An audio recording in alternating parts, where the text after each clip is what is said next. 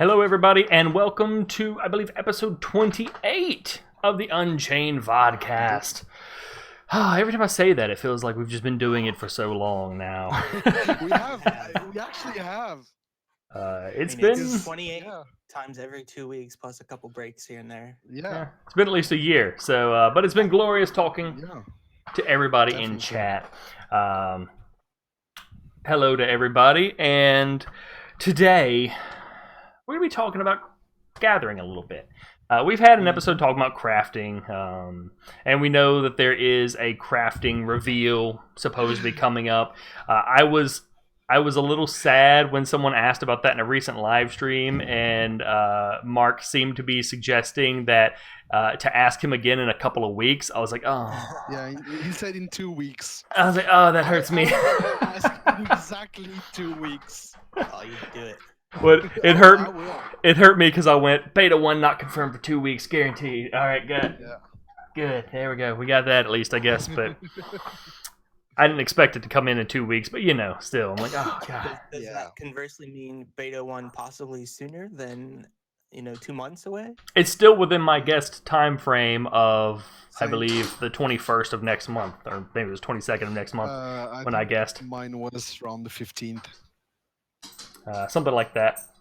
Mm-hmm. I think mine was a Friday, so... Mine was too. Early March, I think. Mine must have been 17th then. But or that or the 24th, the following one. I think it was the 17th. Yeah. Anyway, so that's still within that time frame. I could still be right about when Beta 1 starts. We will find out eventually. But for today, without any substantially new crafting or gathering information, we're going to talk about gathering anyway. I had hoped we would have some new info for today, but there's still some things that we want to go over and some really interesting things I think we can talk about for the game. Absolutely. So let's get into that. First thing, I want to talk about what we know. Just overviewing, I mean, it's been a while since they did the crafting reveal with the crafting dock and everything. So we don't know a whole lot, really, about gathering per se. We do know that there's a whole process for crafting, including that many materials can be purified and shaped to create new materials for crafting and everything. Gathering itself is in the taking process, which the last reveal described as planting fields, tending flocks, growing trees via magic, of course mining bubbles, resource bubbles, hunting, that all players could gather materials, but that crafters would be better at it, and that there would be some rare materials that only crafters could gather. There will be some degree of automation allowed, but of course nothing comes free, so I'm assuming automation is going to cost you something. Costing more maybe in stamina or something like that. Yeah. And that the more rare materials will be riskier to obtain, and suggesting that they're in the more dangerous RVR and PvP areas, such as the depths. So I wanted to start off and get Kriss, our resident crafting expert, to explain the bubbles for us. So the bubbles are going to be, for the moment, we only know that for the mining, but I'm suspecting it's going to be for other things as well. It's basically a mini instance that is going to pop anywhere in the world, and that will have a set amount of resources, of certain type of resources that you're going to be able to mine. We kind of know we don't have any definitive answer, but we kind of know that you're going to have to prospect to know where they are.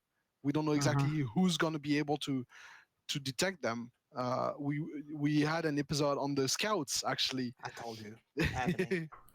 It actually might. But yeah, so the bubbles are essentially the same system we're gonna have for the entrance to the depth. So it's a randomly popping mini instance where you're gonna be able to gather resources. Once it's depleted, or the time allowed for it is over, it depops and pops randomly somewhere else. Now, one question I had: did they actually say that those would actually be like physically instanced from the world, or that it'll just be something that spawns there and then disappears, but you can No, still it's more like it's more like an object. It's not going to be a Yeah. physical instance. You're not gonna zone out of the world. That's what I was Uh, thinking. Yeah. yeah, no, it's more an instance of resources basically. It is still in the world, which means if you gather in a dangerous area, you can be ganked. Yeah. Because Yeah. full instancing it would mean you're protected. You're not detectable.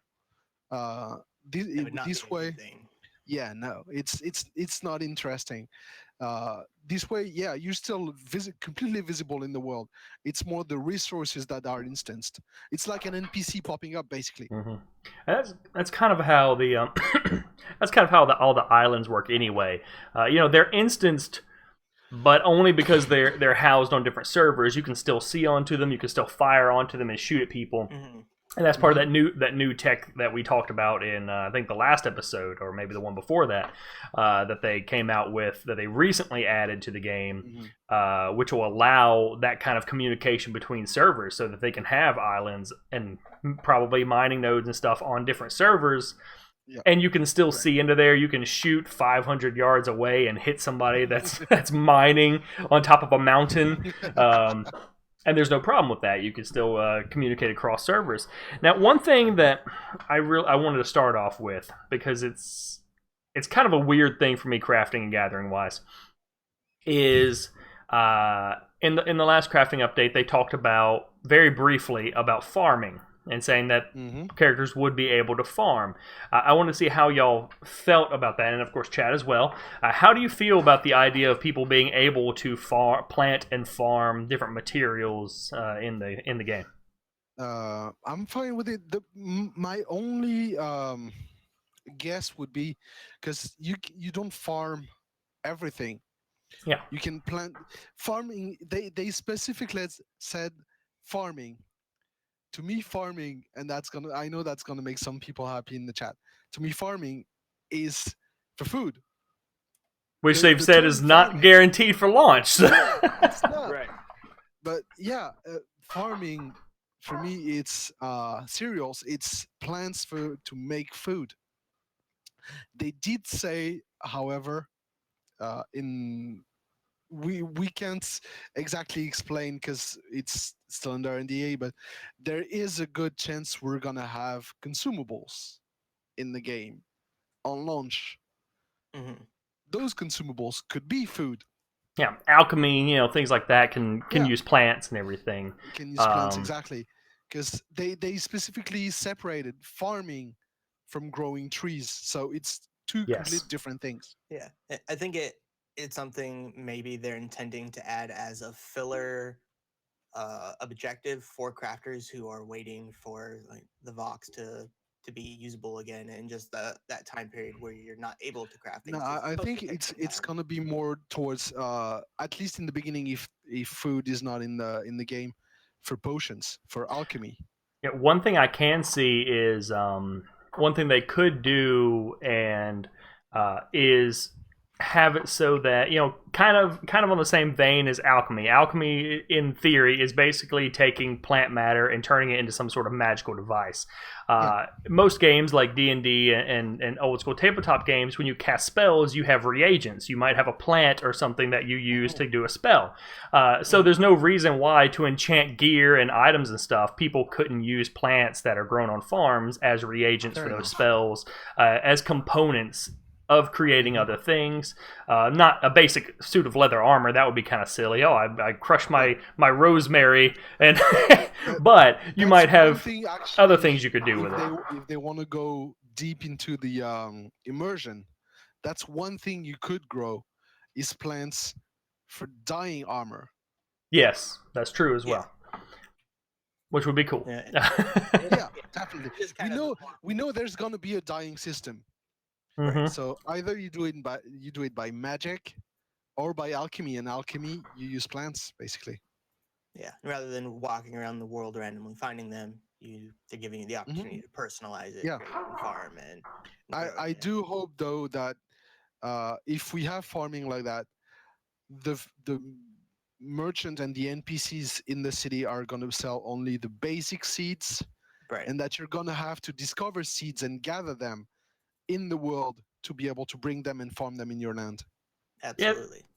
That could be cool. I mean, they could even, honestly, that could be a progression path for farming of its own, is actually taking the seeds and crossbreeding them and stuff to make other seeds and plants and things that you then grow. Right. Which are things people can do anyway. So. Or an armor smith, you're a seedsmith, a food smith. A splicer of a sorts. Herbalist. A herbalist. Yeah. That's the word. Bad Lunar Rising was saying that, our last episode we were talking about making the safe zones awesome again. And farming is a sort of thing that's kind of weird. Like, I could really see it doing well in a safe zone. Mhm. I have more difficulty seeing it doing really well in the RVR zones. Because, one, can people just set your farm on fire? And two, like, people are building keeps and stuff, yes, but I have a hard time picturing someone building a keep and then being like, yeah, sure, fill my keep full of your corn. I love that idea. That's great. Yeah. I mean, I was gonna say it adds, another objective for PvPers to try to take over. But generally, I think a farm is going to be very much associated with the keep. You're not just going to have a random farm in the middle of nowhere. It's probably going to be close to a keep, in which case there's already a reason for you to be there. It doesn't add any more reason. It's more for crafters and personal. And I will say, like, we know there's going to be NPC guards as well. There's no reason farms couldn't have some sorts of fencing and barriers and stuff of their own, and hire NPC guards and stuff to shield them and stuff and keep people out, or at least make it more difficult so you can't just walk up with a torch and go, "Whoosh! I just destroyed all your work," ha ha ha ha, because that would be kind of lame. Dranith brings up a good point about requiring the more rare seeds to be planted and harvested in the RVR territory.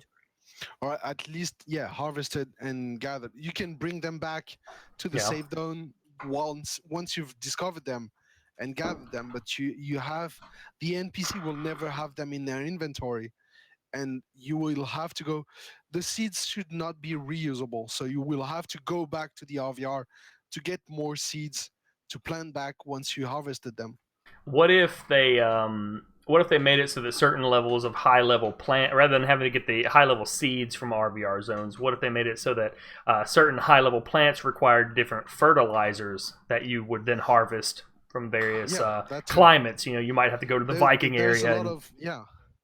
There's a lot of parameters you can twist and modify to make it so that you can still farm in the safe zone, because remember, it's part of the crafting, and they did say that crafting and crafters will not have it will not be mandatory for them to go into PvP zones to progress and still be competitive.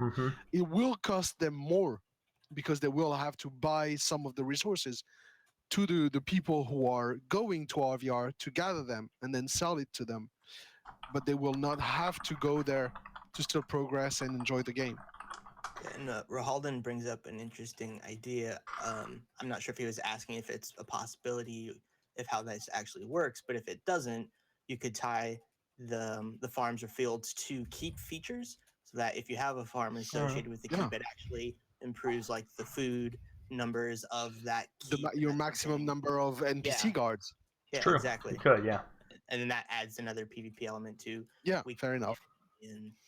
Good idea. But then that's more of an automated field than an actual crafting feature. It's more of a PvP feature. All those keep upgrade we were talking about that could make the keep harder to capture. And crafters could come in and upgrade and make the field and upgrade the field, the protection of the fields, etc. Now, one other thing the document talked about in farming was tending livestock, which of course can go back to food in various ways, but also leather for armor making, for making leather armers, wool for making the leather much faster and easier than going hunting. Yeah, wool for making clothing and stuff, and that was my thought too. Is then they said most anyone can gather most materials, so you could have the warriors hunting and it's slow, but they can at least get some leather and bring it back. But then you've got farmers who want to tend cows or something, just getting leather, constantly because that's what they do. Exactly. Or wool from sheep. Or wool from the sheep. Somebody's got to make wool robes. The mages are going to need that kind of stuff. Yeah. And Vikings need occupation for the lonely nights. Now, I did want to talk about the trees for a bit.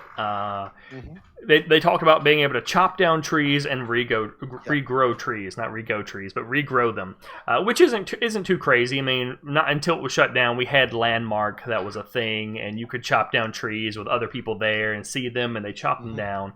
And we've seen the lighting system and how it's working in alpha right now, and it's all dynamic. I mean, if there's a tree there, it's casting light as if the tree was there. I assume if it chopped the tree down, it's not going to have a problem. It's just going to adapt, and the light's going to change. No, actually not. They did discuss that in not this weekly update, but the previous one with Andrew and it was Andrew and JB. No, I don't remember. There was Andrew and somebody else. I don't remember who it was, but yeah, they did say it would require way too much processing resources to adapt the lighting to the fact that unless you chop a huge area of trees. Okay, yeah. Well, that makes sense, yeah. Chopping two or three trees, it would require way too much. It was Tyler, yeah. Sorry about that. Sorry, Tyler. But yeah, it would require way too much processing power to try to adapt the lighting to just a few trees being chopped down. That's interesting, though, because then doesn't that imply that the lighting isn't dynamic, that they actually program how that works through leaves and everything? Because we've seen examples of when you walk through the forest, if there's a gap, the light will come through that gap where it won't be elsewhere. A lot of engine processes generate that lighting based off of the current physicality of the world, and it actually takes a re-render or re-update of what exists to then generate a new lighting. Not sure if it's like that. I know Unreal Engine's like that. So it just depends on how the engine processes that light, whether it is live or it's render it first and then based off the current all the meshes and it generates. I don't know the technical details, but they did say that the lighting could not be adapted to just if you chop one or two trees to adapt and having some light rays coming inside the forest just for that. If I can try to clarify and see if I understand, if I follow you, are you suggesting, Brand, that it wouldn't be able to adapt to it, or it wouldn't be able to adapt to it immediately? Like it would have to wait for the server reset before something like that would be taken into account? It depends on how they're doing it. I know the Unreal Engine, which they're not using, you have to actually populate the light based off of the current mesh structure that exists, and all your shadows are generated not procedurally, but based off of that. So if you chop down a tree after the fact, the lighting doesn't update unless you tell it to. I don't know if there's this dynamic enough to focus on that, or if it's just certain, however they're doing it, like after a percentage of trees are gone, then the lighting just changes to an automatically produced value. Okay. Could be also, yeah. Okay. Well, a little off topic. I got a little off topic with the light, but the trees themselves, we know that you can chop those down. I mean, Landmark's done it, so we know it's doable in a game to chop those down, and everyone else sees it. Depopulate or whatever. We have building destruction, so yeah, exactly. It's a tree. The trees as well. So yeah, it's just an object. The one thing there's two things that I wonder about with this. The first is, if you can you go to another realm and the trees can be chopped down by people. So can you go chop down another realm's trees? Can you burn them? So. Can you burn them down? So you go to their forest and you just start setting trees on fire and burning them down. I mean, I don't remember if we have details on that. I assume not. But I'm just saying that would make sense to me when we're talking about. I do hope you can go chop trees in different realms, because that would mean different type of wood for your arrows. Yeah. For your bows, for your shields, Hmm. and that have different properties. So Mhm. yeah, I do hope so.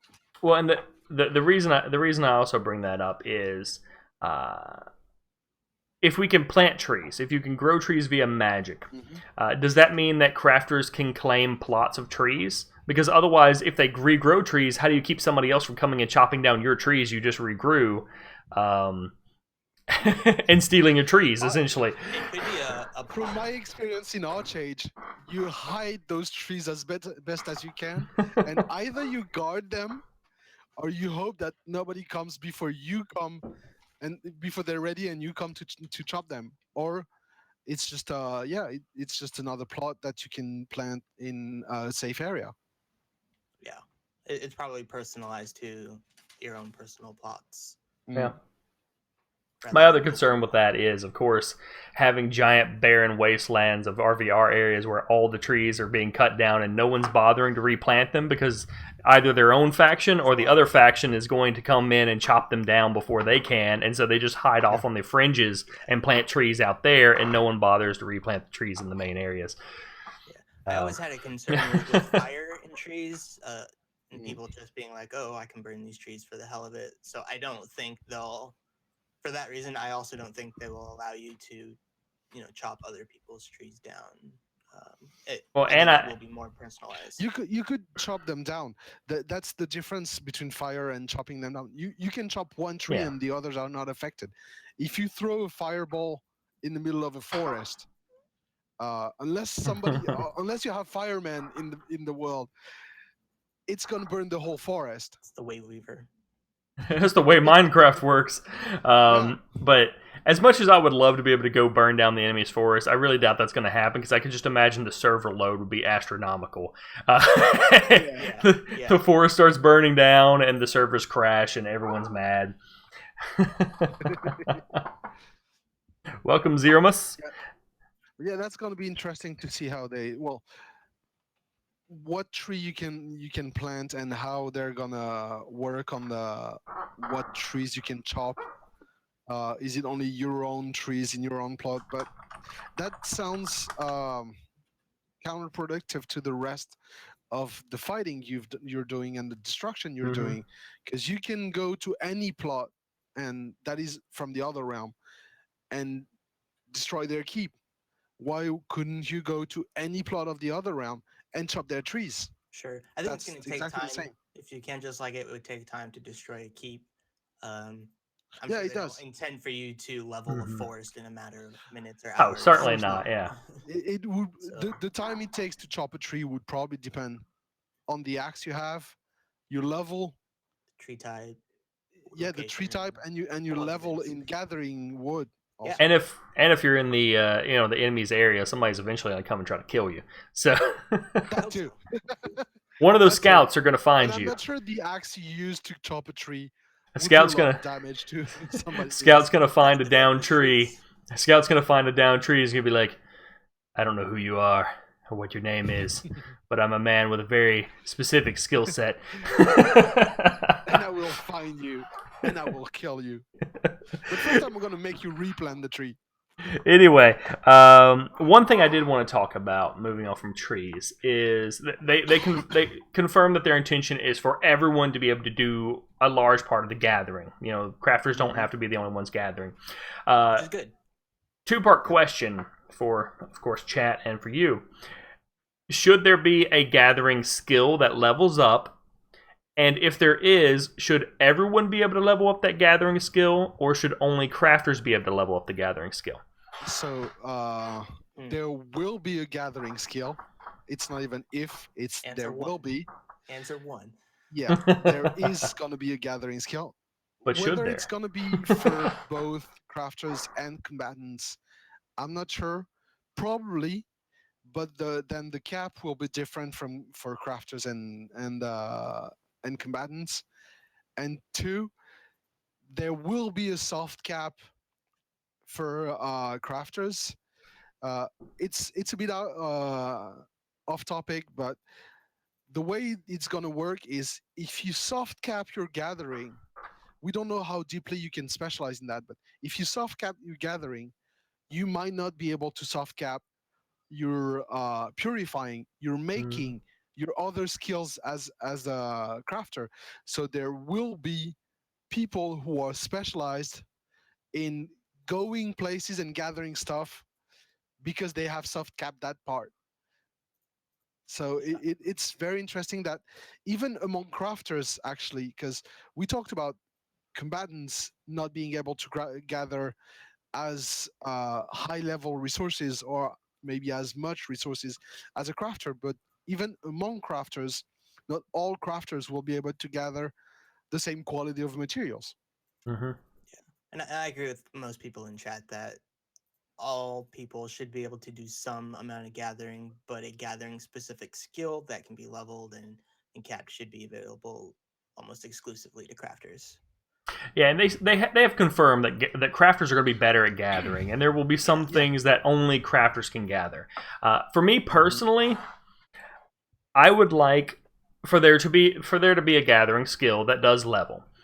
In my opinion, it should only level for crafters, and here's why. Because I think what they can do is they can make it so that all the stuff that normal people can gather is just gatherable. There, you don't have to have a certain skill level to get Yeah, you it. don't have to The search bulk for of them. the bulk of base materials, they can just dig it up. Go, here you go, give it to a Well, crafter and dig it there's a up. pebble. I'm gonna Yeah, take yeah. that. But if they make it so that crafters can level the gathering skill, and they're the only ones that can actually level it, then I feel like they can more easily control what types of materials they can get, what quality they can Fair get, enough. and crafters. They can guarantee that crafters are always going to be better at gathering than the normal members Well, are. And there's one thing I want mhm. to make sure it's only for crafters is gathering in the depth. Nobody else but crafters should be able to gather in the depth. I Even can the agree with most that. basic materials, Yeah, sure. Me too. combatants shouldn't be able to, because it's going to be probably even the basic materials in the depth are going to be more advanced than than the basic ones in the rest of the world. So I don't want to see the combatants. Mhm. They're going to be busy enough protecting the gatherers, Yeah. not having to get distracted by a shiny that they can gather. Yeah. On top of that, And I made a point a couple weeks back on our forums. We were talking kind of about this in relation to currency. I'm sure PvP will have its own methods of obtaining currency, but there is a Mhm. currency in the game, and most of it is going to be through the selling of items. And if you limit players from even just basic gathering, you're cutting off an option that we at least know of to sell and make a for currency because all combatants, players yeah, are going to need it. Every player Yeah, is going to need yeah.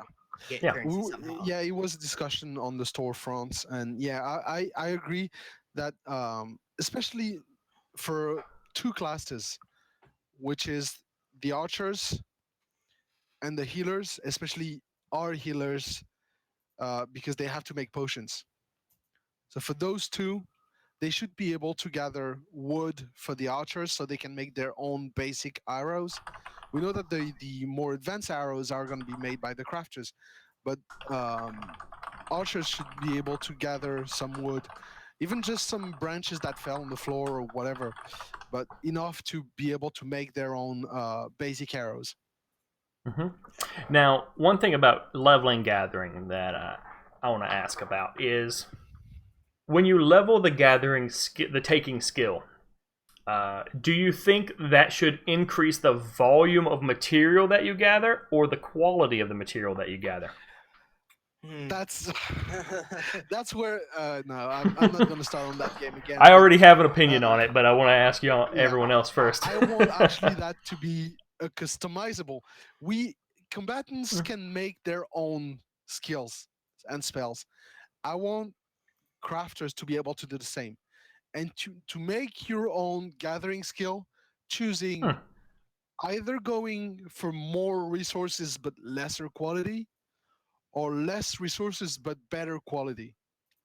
And those two having uh, not a hidden stat, but a side stat, which is the quality of the the node you have.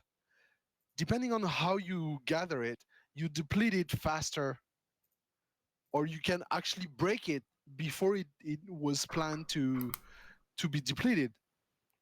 So the nodes would have kind of an HP bar that you Mm-hmm. can influence by either gathering aggressively to have more resources but more quantities but lesser quality, or gathering more gently with better resources but less quality. Or gathering at a faster speed. Yeah. Also, yeah. Yeah. And if those aren't, I like that idea. If those aren't options, if that's not how they're going to do it, I think I would just want the potential for higher quality, because if you don't, Mhm. the alternative is you're adding an extra step in the crafting process down the line to Yeah. then turn that into a Or you higher make it quality. RNG. Yeah. Yeah. Because And I I'd rather was just remove that extra step. Yeah, I was gonna say. Actually, Chris, you've somewhat persuaded me to agree with you, because everyone else does get customizable skills. So I could see having gatherers being able to customize their gathering skill in some fashion. Um, how before that, I was gonna say, in my personal opinion, and if it's not going that way, then definitely, I think it should favor quality rather than increasing quantity, simply because if they have it so that you can really focus on quantity, my fear is that you then end up flooding the market with base materials. It does cater a little bit towards gold sellers who can go in and start farming the crap out of that, which I don't really suspect to be a major problem in the game, but that's one that kind of backs away from making it harder for them by allowing them to farm tons of materials for them. And the and harder it is for a gold seller, the better. And so I think flooding with mass quantities of basic materials is kind of bad for the economy, in my opinion. So It's already going to happen naturally. Well, yeah, but no reason to help bad it. for the economy. It's bad. It's more bad for the combatants that need that as a complementary resource, uh, from on the side of the money they get from the realm already. Yeah. The Now, crafters and the gatherers can have other means of getting funds for themselves, rather than just, even if the market is flooded with low quality, the demand is not going to be in the beginning, yes, but for the rest of the game, the demand is going to be on higher quality. So lower quality will be cheaper anyway. Now, Airby brought up a good point. They're actually arguing in chat right now about whether or not there are mob drops in Camelot Unchained. But on a flip side of that, I do believe that they have mentioned before there are going to be different things to get in the depths. There are going to be rare materials to mine. That I agree. Probably only crafters should be able to mine those things. But there could still be some forms of gathering and stuff that combat classes can do, because they can go fight boss. They can go fight boss mobs, and even if the mobs themselves don't drop items, they can still have a chest there and stuff that you can go get to, and materials that are there that can just be opened and gathered and going, oh look, we got this thing.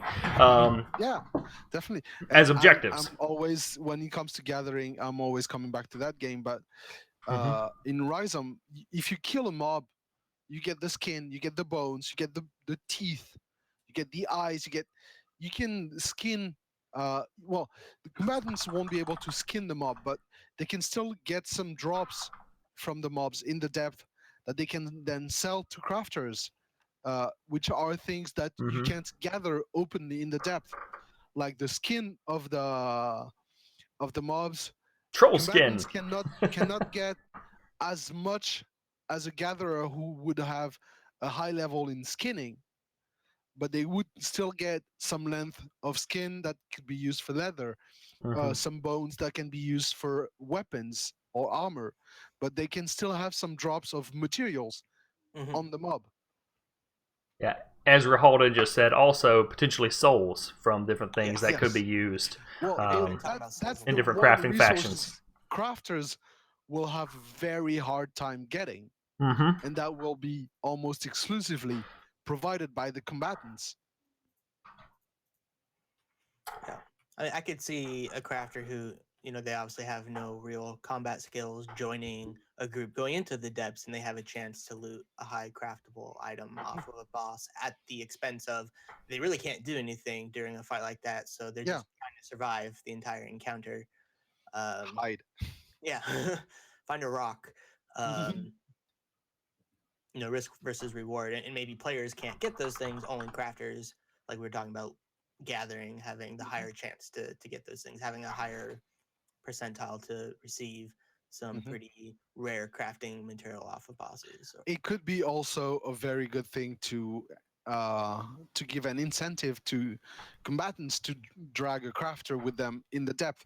The Absolutely. fact that you have a crafter in your group increases the chance of the mob dropping resources. So I can see crafters paying a group of combatants to bring them to the depth and fight with them for them to get those resources, or for guilds bringing their crafters out and having more resources from the mobs this way. Or Yeah. then you have the combatants that don't want to bother with having a crafter there, and that will try to compensate with the fact that they drop less things from the mob by not having a crafter in their group, by the fact that they're killing more mobs because they have more DPS in their group. Yeah. And since this isn't a PvE focused game, if we kill mobs and if these mobs drop things, do we see these items as being almost always somehow usable in a crafting world, or just something that we sell off as like trash? Like, I does would everything have a say purpose? if it's the depth, it should be everything that the mob drop should be valuable as a crafter, should be something that somebody will want to buy. If it's Hmm. the in the world, it's gonna be leather, it's gonna be bones, it's gonna be trash Yeah. mostly, broken bones rather than actual full ones that could be used for a handle for a weapon, for example. Uh, broken down leather or anything that would have to be resewn by a crafter to make a whole length of leather to be used as an armor. But yeah, in the world, since it's just mobs, it's just critters, nothing much value should be there. But in the depth, everything should have a higher value when you kill mobs. Now, Bad Lunar Rising brought up an interesting point on the looting issue.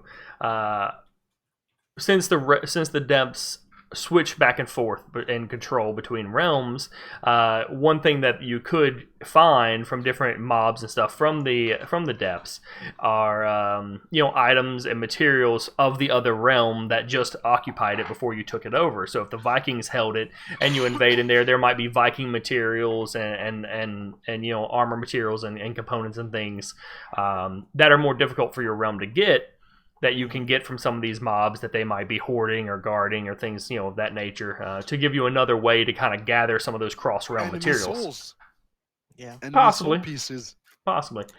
I could see something like that being useful for if there were realm specific weapon skins, like take one Could be. broadsword, a Viking broadsword versus an Arthurian broadsword might look very different. And if you wanted the Mhm. look of the Viking one, maybe you have to Yeah, have the Viking materials. Yeah.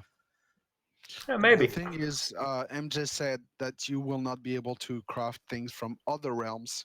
Yeah. So Now, speaking of the depths, we have the issue where riskier material, more valuable materials are going to be coming from riskier areas. We're mhm. assuming that means the depths is probably going to have the highest reward, greatest risk materials to some degrees. Maybe not the highest, valuable items, but so in the context of the depths, what do you think are the advantages and disadvantages of that idea of forcing some level, forcing them to go in there after those higher risk items? I I do not think that they should or that they will make the best items and the Mm-hmm. best resources available in the depth. They will be making specific resources available in the depth, meaning, for example, the veil resistant uh, resources might be more readily available in the depth. Uh, you will have depth resistant items in the depth that you will need maybe Mm-hmm. or prefer having when you're wandering the depth or fighting in the depth. But I don't want the best in slot being available only in the depth. No, and I don't either. I think more because the depths are actually going to be more commonly fought in, I think, than say further into the island masses. The more centrally you get into the island, I think, is actually going to be less action going on. There's still going to be lots of it as you push forward, but I think the depths are actually going to be more consistently fought. Yeah, then closer to the safe zones in the realms. Yeah. Yeah, to me, I think there's a great deal of advantage in. I mean, I say forcing. You can't really force a crafter to do anything. As Mark Jacobs already said, a crafter can sit in the safe zone and not gather at all, and still make stuff and still profit from it. But they can heavily encourage them to go in there if they want to be the best crafter, if they want to have the best materials and make the most profit getting them, because those things are going to be expensive. So I think the pro in that is this increased interactivity, where they can also through that give more of a more of a combat role, not necessarily fighting, to the crafters. As someone mentioned in chat, maybe there's a way that crafters can unlock certain chambers or doors in the depths that other people can't get access to. They could set up siege and traps, and the mob, the mob spawners that can stop the enemies stop the other realms from taking things over and things like that. So they increase the interactivity, so crafters aren't always off by themselves just doing their thing. On the downside, it does make things perhaps a little bit more challenging for crafters that don't want to be out in the RVR area any more than they have to be. They're gonna have to pay for it. That's there's gonna have to be a trade-off. Yeah, I mean, there's the depths are very heavily advertised as a PvP area. Heavily. So the reward. There's going to be some sort of reward for controlling it, and crafters are going to be very, I think, essential in helping create things depth specific to controlling it. And there needs to be, because the depth are going to be a very contained area where PvP will pretty much be, or combat at least, will pretty much be constant. So for crafters who don't have a lot of combat abilities, the risk is huge. So the rewards have to be comparable to the risk you're taking in going in there. I do think in some degree, though, the crafters, I mean, it's not going to be constant combat for the crafters in the depths. No. I mean, there's always the risk of stealthers coming in and killing you and stuff, but what it comes down to is there's only a limited number of ways into the depths. Most of your warriors and stuff are going to be able to block those off and guard them, and that's where the most of the fighting is going to be, except for PvE mobs and things like that that'll have to be cleared out. Yeah, and I talk about that in regards to the gathering portion, and the materials in the depths are probably, or at least I can see them being specific to building things only in the depths, things that work specifically for the depths since it's a special area. And I could also see that if you kill the mobs, so the depth are a living thing. Yeah, it is an entity. Killing mobs will piss them off already, but imagine trying to gather aggressively in the depth would, because to make it more simple to understand, you'd say you have an aggro bar from the depth towards your realm while you're controlling it, because MJ said that the depth will actively fight you even when you have control of it. So I think it would be interesting also to increase the speed at which the aggro bar and the aggressivity towards you of the depth, the more aggressively you gather resources in there, because it is like a virus attacking an entity. The entity fights back. So if you mine inside the depth, if you kill intensively inside the depth, they will fight you all the harder. Now, the last gathering topic I have for everyone, in the crafting doc, they've said that the crafting system for Camelot Unchained is supposed to entail more interactivity than most other MMOs. How do you think they can do that with the gathering system beyond what other games have done to ensure more interactivity? Do you mean interactivity between players or interactivity Between players, between, I assume. Okay.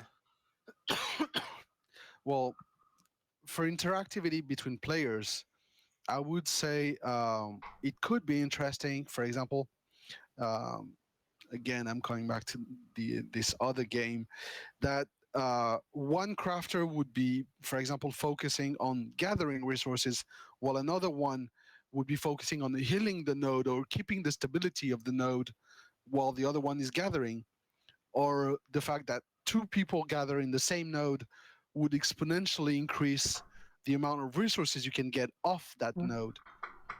Just like a Vox will, if you have more crafters working on one Vox, will make it faster to craft the item, to create the item. So cooperation between crafters should increase either the yield or the quality or the longevity of your node, making it more profitable to have crafters cooperating and working together on different nodes. Yeah, that's a very interactive way. I can see. We've talked about boards of some type in a safe city, like through hunting or Mhm. bounty boards, things like that. There could be, there's probably going to be some sort of crafting boards where, say, Kriss is looking for a very specific resource or wants to Yeah. make a very specific item. He doesn't have the resources. He doesn't know anyone who has the resources. So he's like, hey, I'm trying to build this.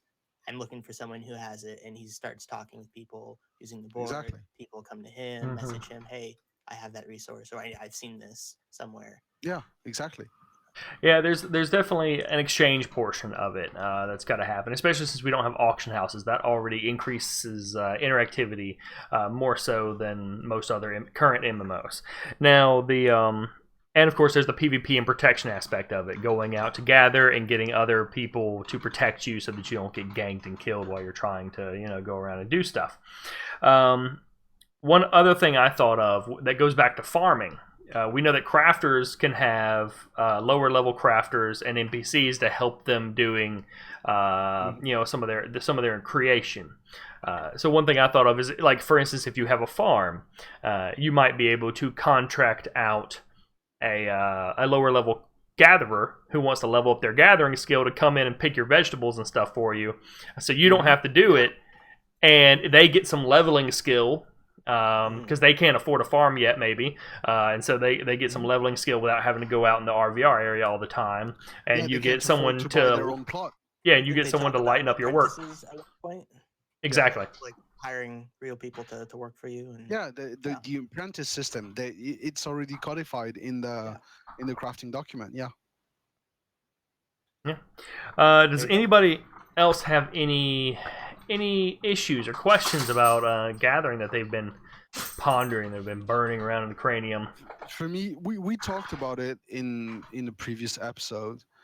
It's the idea of as they talked, that the more you get into the enemy territory, the higher the resource quality will be.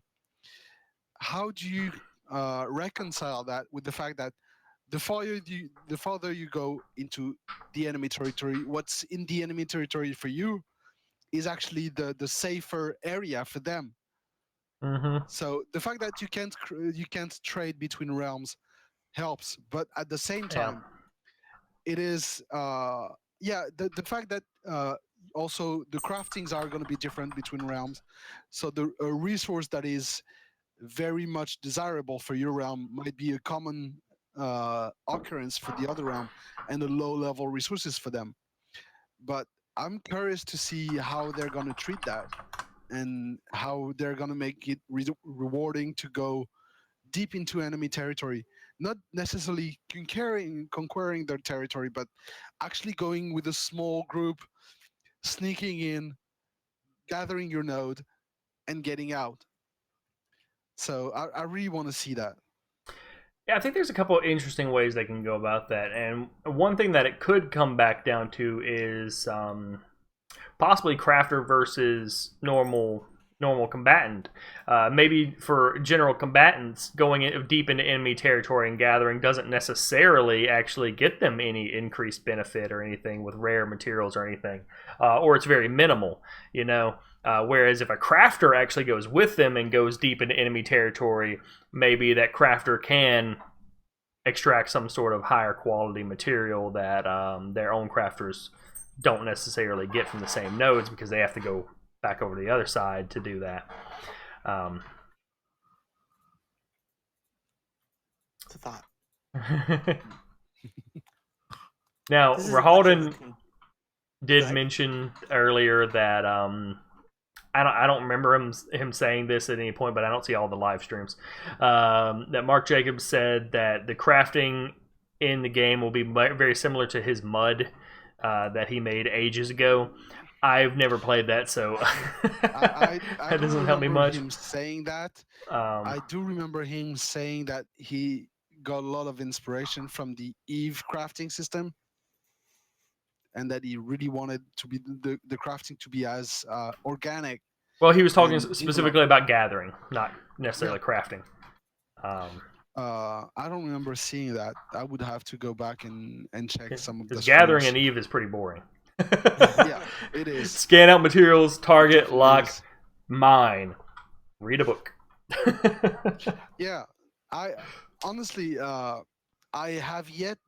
I know I keep talking about that game a lot, but I have yet to see a game that has such an in-depth gathering skill as Rhizome. It was very much well thought and well put in place for a game that was focused on crafting also, because you didn't drop items. So it was a very heavily crafting involved game also, and the way they did the gathering was, to me, to this day, it's been released before WoW, so it's quite an old game, but to this day it's still the most in-depth gathering game ever. that you played.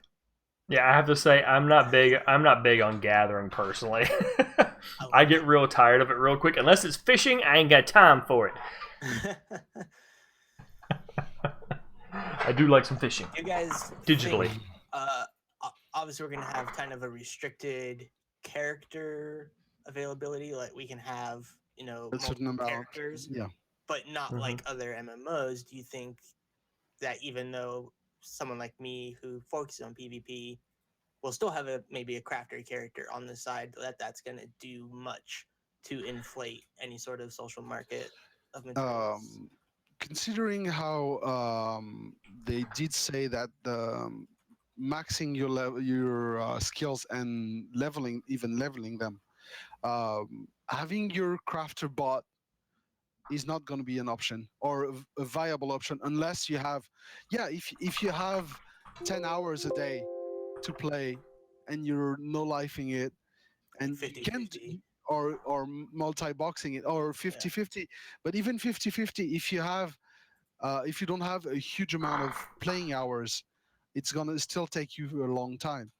And while it's viable, it's possible, I would clearly see more the combatants having an alt for gathering for additional resources, or as a siege crafter to go help for their siege battles, more than an actual item making crafter, which is going to require a lot of investment. I differ with your opinion a little bit. I do think it is going to be possible for someone who plays a reasonable amount of time, not like 5 days a week for 10 hours a day, but someone who plays, say, 4 or 5 hours a day, 5 days a week. I think it is going to be possible to make an alt character that is a crafter and can focus in like one thing and do it reasonably well. I do not think they will be able to specialize and be top tier crafter in any way possible. I don't think that's going to be possible at all. I certainly hope it not. I do think, because of how, and I say this because of how the skill progression goes and because of how skill deterioration goes, my impression that I've gotten from it with skill deterioration is It's not going to be a sudden thing. It's going to be very casual. Like, if Yeah. if you don't use something for a while, you're going to start to lose points from it. But as long as you're using it pretty regularly, you're going to at least stay the same, or it's going to go up. And if it's difficult to get to a decent level of skills with a class, then people who play very casually won't be able to compete at all, which they've said that they do want people to be able to get into the game and have a reasonable level of success and accessibility. So I do think people who don't have very much time on a crafter character, so someone who only spends maybe 5 or 6 hours a week as a crafter, will be able to do decent. They'll maybe be able to get in midfield. They can make a mid-range after a couple of months or so. They can make mid-range weapons and stuff, but of one type. That's the only thing they do on that character. Yeah. They're very specialized, but they're never going to be the best crafter for that ever. There's no way. But so they'll be able to do something. Like I think there will be.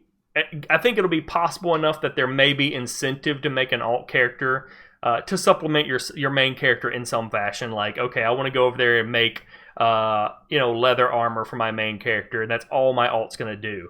And I play him 6 or 7 hours, 5 or 6 hours a week or something, and that's the main thing he does is make my main character leather armor. Well, I would think he would be able to do that, but at a certain point, my main character is going to get so advanced that he's not going to want my alt's crap leather armor anymore.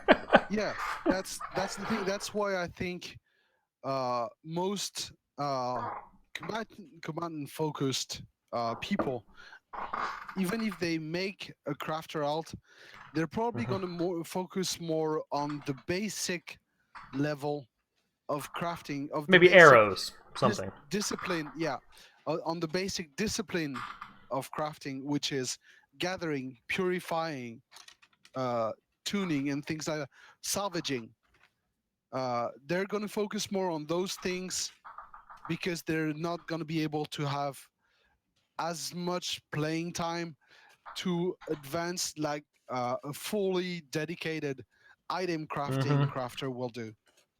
Yeah, I definitely Just think like, only. for example, my siege crafter will be much less advanced than my item crafter because I'm gonna spend much more time focusing on leveling my item making skills than on leveling my siege engineer skills. Yeah, but for like example, my main's going to be an archer. So I might have an alt that can make decent low to mid-range arrows that I want to use all day, but if I want my top tier awesome arrows, I'm going to go to somebody else to get those because my alt doesn't make good enough. It makes good enough for me to kind of for daily use, but if I'm in a really tough battle or something, I want to switch to the really good arrows. Hellweir asked, where did it go? Are you expecting most players to play a single character? Because it refers to a discussion we had a bit further up on the chat, which was for me, a top tier crafter requires dedication, as in focusing on it really heavily. Otherwise, you're a mid-range. Yeah, you can be a mid-range crafter as an alt, but if you want to be a top tier crafter making the most sought after weapons and armors, you will have to dedicate a lot of time for that. And I want the same thing to happen for a top tier healer or a top tier archer. You need to dedicate yourself to that class. So yeah, I think people will have alts that they level on the side, but they will play a single character more heavily. I don't want to. I don't want, for example, a game like Black Desert, where you have 10 characters at max level and then you can choose between each of them. No, you need to have that's the definition of the terms. You have a main and then you have alt, and the alts are less evolved than your main unless you want to switch main, and then you dedicate yourself to this one. And with the skill decay, because I really hope they talked about it a bit, but I really hope there will be a skill decay when you don't use your skills regularly. You can switch your focus to another character, and your former main becomes an alt, so it becomes less proficient in what you focused on. Yeah, between soft caps of skills and then Yes. exactly. the group orientation of the game and trying to fill in a spot that works with the PvP team. I could see you having a melee character and a range character. One of them is a main, one of them is a hey, we have too many melee characters or we have too many range characters. I need to fill in a spot, and my character is okay, but it's not the best. That kind of thing. Yeah, It's I will say useful, but not the best. Yeah. I will say I think it's going to vary. I think the majority of people are primarily only going to play one character. I think because again, we're talking about a lot of people that are coming in this game are more old school gamers that they're kind of targeting, most of which have lives and families and stuff that they're juggling as well. Many people have complained they're not going to have monstrous amounts of time to invest into it. So I think, like me. Yeah. So I do think a lot of people will focus on one character, and they might have an alt that they play from time to time, but it's not going to be seriously leveled up or to any degree. But I do I think this is where the people who have tons of time to play the game are really going to find their investment because they're only going to have so much benefit to gain from spending all that time in one character. So there's people who, they play the game and they play 7 days a week for not 10 hours a day, but they, however long they sink in 40 hours a week in the game. Yeah. I think they will have 2 or 3 characters that they've got, and all are decently leveled up, and they've got one that's really top tier because they've got the time to switch between characters and do all this stuff. If you have the time to invest in it, I don't have a problem with you having 2 or 3 characters at higher tier. I just don't want it to be something you can do when you invest an hour, 2 hours a night in each character. You have to be able to dedicate what most players would consider full time on one character to bring it to a high level. So if you have more times than others, I don't have a problem with you having 3 or 4 characters at higher tier, as long as you still need to put in the time and the effort into bringing them there. I do think at some degree gathering is an area where people can have an alt that they can level up to some degree. I don't think it'll be necessarily the go-to. Like, I want to have an alt. I'm going to make a gathering alt, and that'll be awesome. Because the maps are massive, and so going way out into the RVR area to gather things is going to be a time sink of a sort. Fair enough. That's going to be problematic. But some people will definitely do it, and it'll be a more accessible. Forever to go there. If you're saving up money for your Excalibur or your dream armor, you might want to take the time to go and gather those things that are going to make you a lot of money that go towards those funds. Then it's viable. All right, I think for most combatants, gathering is going to be a huge source of additional revenue, definitely, because it's something that is going to be needed. Yeah. All right, well, I do want to thank everybody for showing up and having the chat with us to talk about gathering and crafting and leveling and alts and everything else we discussed today. We will, of course, have another episode in 2 weeks, not this Saturday, but the next Saturday at 6:30 p.m. EST.